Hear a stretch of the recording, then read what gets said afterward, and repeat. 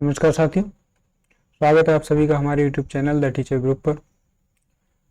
हमारी चल रही थी समावेशी शिक्षा की एक सीरीज जो कि हेल्पफुल रहेगी डीएलएड थर्ड सेमेस्टर के सभी स्टूडेंट्स के लिए एवं बीएड सेकेंड ईयर के सभी स्टूडेंट्स के लिए एवं उन सभी स्टूडेंट्स के लिए जो किसी भी टीचिंग एग्जाम की तैयारी कर रहे हैं। पिछले वीडियो में हमने समावेशी शिक्षा को समझा था, जिसमें हमने विशिष्ट बालक और सामान्य बालक को समझा था।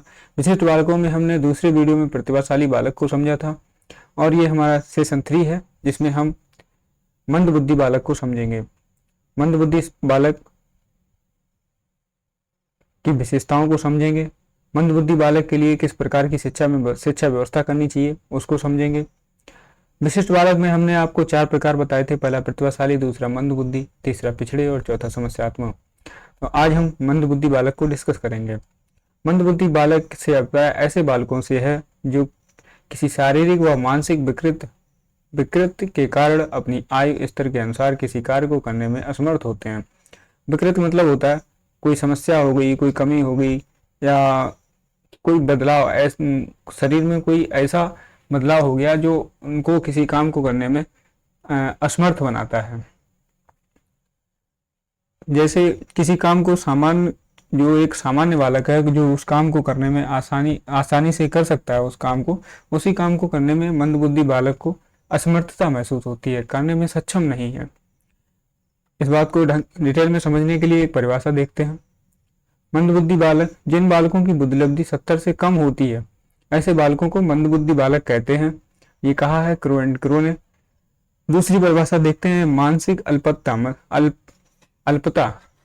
मतलब मानसिक रूप से कमजोर, सामान्य से निम्न स्तरीय मानसिक विकास भी सामान्य बालक से इनका मानसिक विकास कम होता है कि वह दशा जो बालक में जन्म से ही विद्यमान होती है। ऐसा माना जाता है कि मंदबुद्धि बालक अधिकांशतः जन्म से ही मंदबुद्धि होते हैं।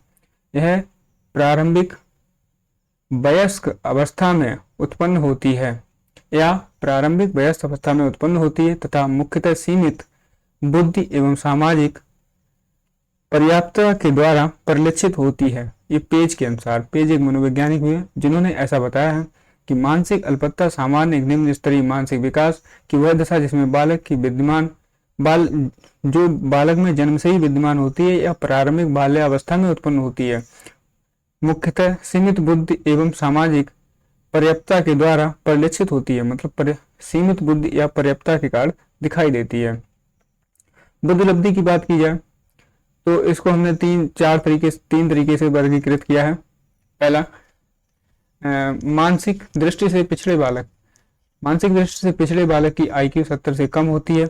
इनको 3 तरह में वर्गीकृत किया गया है। जो पहला 0 से 25 है, इनकी सिर्फ देखभाल की जाती है, इनको हम शिक्षित नहीं कर सकते। जिनकी बुद्धिलब्धि 0 से 25 होती है, उनको शिक्षित करना आसान नहीं होता, उनकी हम देखभाल करते हैं, उनको प्रशिक्षण भी नहीं दिया जा सकता, वो किसी कार्य को करने में समझने में सक्षम नहीं होते।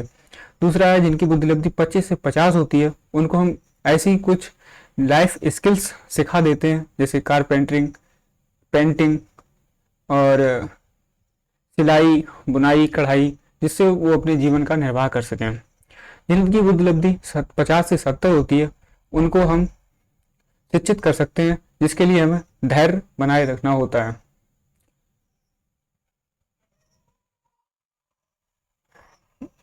मंदबुद्धि बालक के प्रकार को देखें तो इसमें 4 प्रकार के बालक आते हैं मंदबुद्धि में, जिसके IQ लेवल को 2 मनोवैज्ञानिक विनय साइमन और बेसलर ने अपने अपने हिसाब से अलग अलग डिफाइन किया है।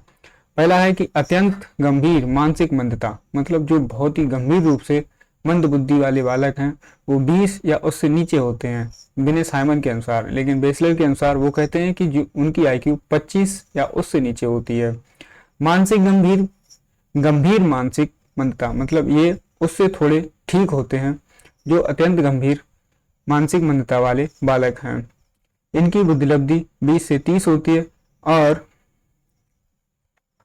विनय साइमन के अनुसार, बेसलर के अनुसार इनकी बुद्धिलब्धि 25 से 39 होती है। साधारण मानसिक मंदता, ये थोड़ी मानसिक मंदता होती है, लेकिन ये साधारणतः मानसिक मंदता होती है। तो इनकी बुद्धिलब्धि 36 से 51 होती है विनय साइमन के अनुसार। बेसलर के अनुसार इनकी बुद्धिलब्धि 40 से 54 होती है। अल्प मानसिक मंदता, इनमें मानसिक मंदता तो होती है पर किसी किसी काम को करने में ये सहज महसूस होते हैं, पर किसी काम को करने में ये कठिनाई महसूस करते हैं। जिनको ये सरल टास्क देकर या उस काम को तोड़ कर अगर सिखाया जाए तो वो कठिन काम को भी आसानी से कर लेते हैं। अल्प मानसिक मंदता वाले बालकों की बुद्धिलब्धि विनय साइमन के अनुसार 52 से 67 होती है और बेसलर के अनुसार 55 से 69 होती है। मंदबुद्धि बालक की विशेषताएं। मंदबुद्धि बालक की विशेषताएं होती हैं, इनकी बुद्धिलब्धि 50 से 70 के बीच की होती है। मंदबुद्धि बालकों को सीखने की क्षमता एवं गति सीमित होती है। इनमें आत्मविश्वास की कमी होती है व सांवेगिक अस्थिरता पाई जाती है। इन बालकों में वाणी शारीरिक संबंधी दोष होते हैं। ऐसे बालक सीखी गई बातों को विभिन्न परिस्थितियों में प्रस्तुत करने में कठिनाई महसूस करते हैं। ऐसे बालक अगर कुछ सीख भी लिया है तो हो सकता है कि एक सिचुएशन में जो चीज़ सीखी है वो उसी सिचुएशन में अप्लाई कर पाए, नेक्स्ट सिचुएशन में उसको वो अप्लाई ना कर पाए। भाषा का पूर्ण ज्ञान नहीं होता है। ऐसे मंदबुद्धि बालकों में भाषा का पूर्ण ज्ञान नहीं होता है। आत्मनिर्भरता की कमी होती है। इनको किसी भी काम करने के लिए किसी दूसरे के सहारे की आवश्यकता पड़ती है। ये केवल स्वयं की चिंता करते हैं। अधिगम की गति धीमी होती है। ये इनकी जो सीखने की प्रक्रिया है वो धीरे चलती है। मंदबुद्धि बालक होने के कारण क्या क्या कारण बनते हैं जिनके कारण बालक जो है मंदबुद्धि हो सकता है। गुणसूत्रों की विकृति। अगर किसी बालक के माता पिता के गुणसूत्रों में ही विकृत या कोई दिक्कत है तो उसके कारण भी बालक मंदबुद्धि हो सकता है। अंडाणु के निषेचन में कोई दोष उत्पन्न होना, गर्भधारण के समय माता या पिता अंडाणुओं की निषेचन प्रक्रिया में कोई दोष उत्पन्न होने पर भी बालक मंदबुद्धि हो सकता है। या तो बालक को कोई जन्म के समय कोई रोग हो जाए तो भी संभावना है कि बालक मंदबुद्धि हो सकता है। चोट लगना, कुपोषण होना या कोई ऐसी अप्रिय दुर्घटना होना जिसका बालक पर मानसिक प्रभाव पड़े, इससे बालक मंदबुद्धि हो सकता है। या बालक के प्रतिकूल वातावरण में भी बालक मंदबुद्धि हो सकता है। यहाँ पर MR का मतलब मेंटली रिटायर्ड से है। मेंटली रिटायर्ड का मतलब मंदबुद्धि ही होता है। अब मंदबुद्धि बालकों की पहचान कैसे होगी? मंदबुद्धि बालकों की पहचान हम अवलोकन द्वारा कर सकते हैं, शैक्षिक उपलब्धि द्वारा कर सकते हैं, विद्यालय अवलेखों द्वारा कर सकते हैं, जीवन के इतिहास गाथा विधि द्वारा कर सकते हैं। उनके माता पिता से बालक के बारे में जानकारी इकट्ठी करके हम बालक के मंदबुद्धि होने की पहचान कर सकते हैं। परीक्षण द्वारा बुद्धिलब्धि, बुद्धि परीक्षण, व्यक्तित्व परीक्षण एवं समायोजन परीक्षण द्वारा हम मंदबुद्धि बालक की पहचान कर सकते हैं। मंदबुद्धि बालक की शिक्षा कैसी हो? मंदबुद्धि बालक की शिक्षा विशिष्ट विद्यालयों की स्थापना, पृथक कक्षा का आयोजन, पाठ्यक्रम का दोहराव, संप्रेषण व सामाजिक कौशलों का विकास करना। संप्रेषण मतलब होता है बातचीत करना व सामाजिक कौशलों का विकास करना चाहिए। हस्तलिपि कौशल, ऐसे कौशलों का विकास करना चाहिए जैसे कारपेंटरी हो गया, पेंटिंग हो गया, जो हस्तलिपि हाथों द्वारा किए जाते हों। सरल शिक्षित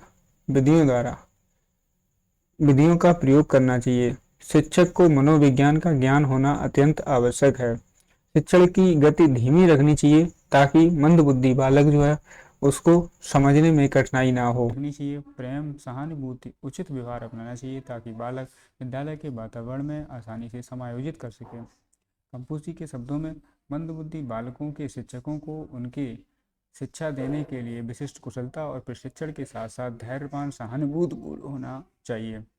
कंफूसी कहते हैं कि जो मंदबुद्धि बालकों के शिक्षक हैं उनको कुशल होने के साथ साथ धैर्यवान एवं सहानुभूतिपूर्ण होना चाहिए, क्योंकि मंदबुद्धि बालक धीमी गति से सीखते हैं।